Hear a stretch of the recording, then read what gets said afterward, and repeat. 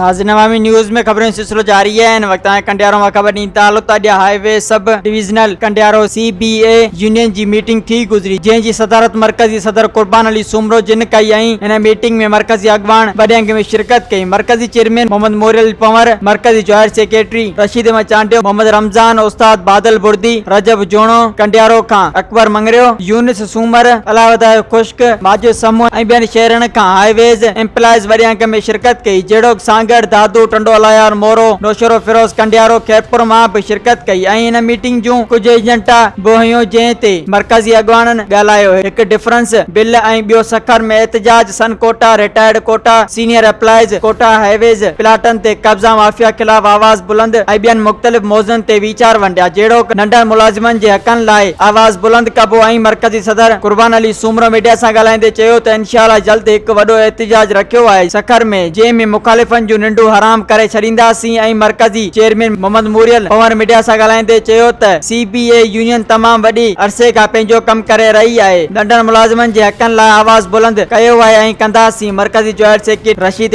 Chandio media सां ॻाल्हाईंदे चयो त CBA यूनियन असांजी माउ आहे, उन सां नाइंसाफ़ी हरगिज़ बर्दाश्त न कबी ऐं सखर जो एहतजाज हिकु तारीख़ी रक़म कंदो। मज़ीद खबरों और तफसीलात के लिए विजिट करें हमारी वेबसाइट www.awamiNewsHD.com।